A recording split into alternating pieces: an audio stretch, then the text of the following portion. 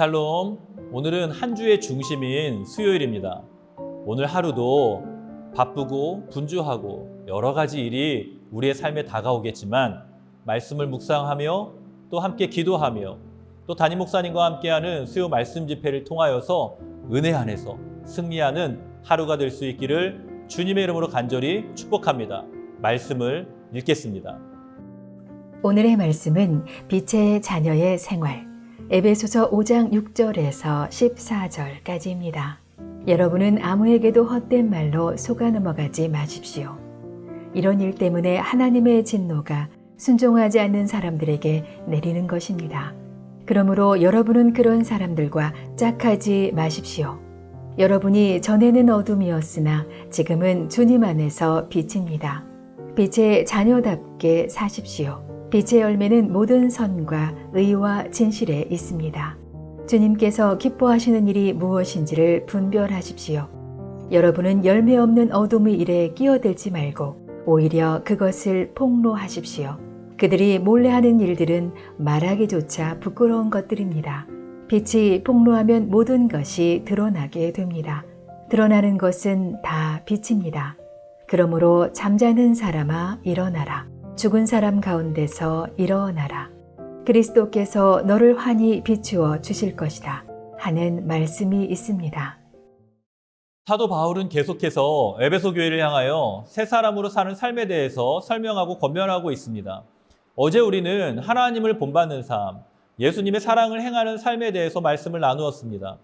5장 3절 이하로부터는 실제적으로 우리가 경계해야 하는 모습에 대해서 다양한 교훈을 줍니다. 그리고 결론과 같이 성도의 정체성에 대하여 말씀하는데 바로 우리가 주님 안에서 빛이 됨을 선포하는 것이죠. 성도는 사망에서 생명으로 옮겨진 삶을 사는 자들입니다. 어둠에서 빛으로 나온 삶을 사는 자들이 바로 성도들이죠. 로마서 8장 1절에서는 그리스도 예수 안에 있는 생명의 성령의 법이 죄와 사망의 법에서 너를 해방하였음이라 라고 말씀합니다. 오늘 본문의 말씀 8절에서도 너희가 전에는 어둠이더니 이제는 주 안에서 빛이라 라고 선언하죠.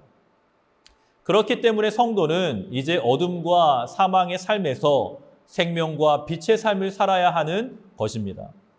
오늘 본문을 통해 사망과 어둠의 삶의 특징과 생명과 빛의 자녀의 삶의 모습에 대해서 살펴보도록 하겠습니다.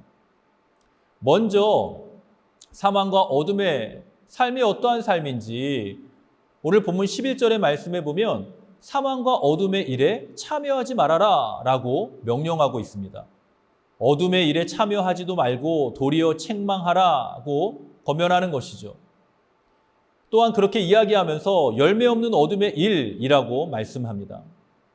본문 9절의 말씀에서는 빛의 열매는 모든 착함과 의로움과 진실함에 있다라고 말씀하죠. 다시 말하면 어둠의 일에는 선한 것과 의로운 것이 없다는 것입니다. 그러한 열매를 맺을 수가 없다는 것이죠. 어둠의 일에는 어둠의 열매는 맺을지 몰라도 빛의 선한 열매는 없다는 것입니다. 12절의 말씀에 보면 그들이 은밀히 행하는 것들에 대해서 이야기합니다. 어둠의 일은 또한 은밀히 행하게 되는 것이죠.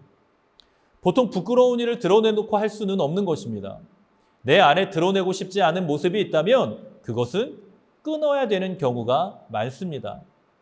감추고 싶은 것이 있다면 회복하거나 그 자리에서 돌이켜야 되는 경우가 많이 있는 것이죠. 그렇기 때문에 14절의 말씀에서 잠자는 자, 죽은 자들 가운데 있는 상태가 되는 것이 아니라 우리는 깨어 일어나 빛이 되는 삶을 살아야 하는 것입니다. 문제는 어둠의 일을 하면서 의의 열매를 바라는 마음이 우리 안에 있을 수 있다는 것입니다. 11절 하반절에서는 어둠의 일을 책망하라고 말씀하고 있습니다. 책망하라는 헬라어 단어 엘렌케테라는 단어는 폭로하다, 꾸짖으라, 유죄를 선고하라 등의 아주 강력하게 그 일에서 돌이키도록 하는 의미를 담고 있습니다. 어둠의 일은 강력하게 책망해야 되는 것이죠. 내 안에 어둠의 일에 대한 마음이 여전히 자리 잡고 있다면 돌이켜야 하는 것입니다. 그 자리를 박차고 일어나고 죄의 습관들을 적극적으로 미워하고 내 영혼을 향하여 꾸짖어야 하는 것입니다. 우리는 어둠의 일에 참여하지 않고 빛의 자녀의 삶을 살아야 하는 것입니다. 8절의 말씀을 보면 너희가 전에는 어둠이더니 이제는 주 안에서 빛이라 빛의 자녀들처럼 행하라 라고 명령합니다. 중요한 특징은 처음부터 빛의 자녀가 아니었다는 점이죠. 어둠일 때가 있었고 사망일 때가 있었다는 것입니다. 그렇지만 예수님의 은혜로 말미암아 빛의 자녀가 된 것입니다. 빛의 자녀들은 주님의 기쁨을 위해 사는 자들입니다. 10절의 말씀을 보면 주를 기쁘시게 할 것이 무엇인가 시험하여 보라 라고 말씀하고 있죠. 예수님의 은혜로 빛의 자녀가 된 자들은 이제 나의 기쁨을 위해서가 아니라 주님의 기쁨을 위해 사는 자들이거든요. 주님의 기쁨이 되는 삶을 살기 위해서는 빛의 열매를 맺어야 합니다.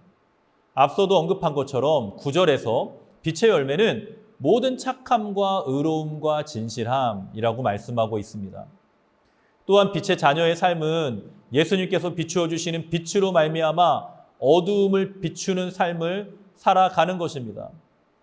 본문 13절의 말씀을 보면 책망을 받는 모든 것은 빛으로 말미암아 드러나나니 드러나는 것마다 빛이니라 라고 말씀합니다.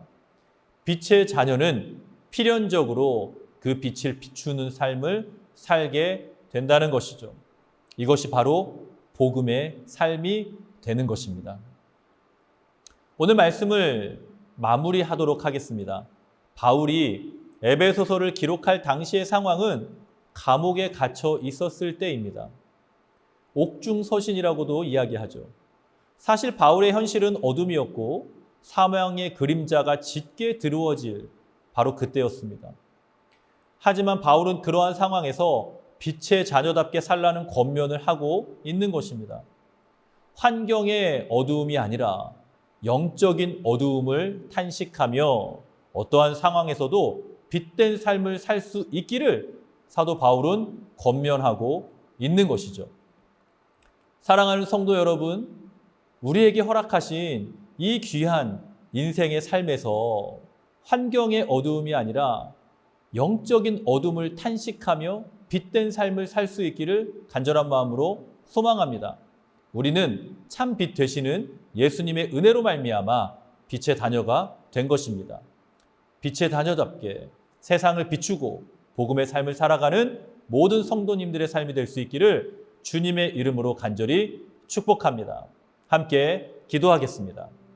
살아계신 아버지 하나님, 은혜를 감사합니다. 하나님 은혜 가운데 죄와 사망에서 생명의 성령의 법으로 전에는 어둠이었지만 빛된 삶으로 우리를 구원하여 주시고 은혜를 베풀어 주시니 너무나도 감사를 드립니다. 하나님 아버지, 오늘 하루도 세상 가운데 빛된 삶을 살아가는 우리의 삶이 되게 하여 주시옵소서. 복음으로 세상을 비추고 우리가 품은 태신자들을 위해 기도하고 헌신하고 복음을 전하며 하나님의 나라가 확장되어지는 그 일들 가운데 빛과 소금의 역할을 감당하는 성도의 삶을 살아가게 하여 주시옵소서. 예수님의 이름으로 간절히 축복하며 기도드리옵나이다. 아멘.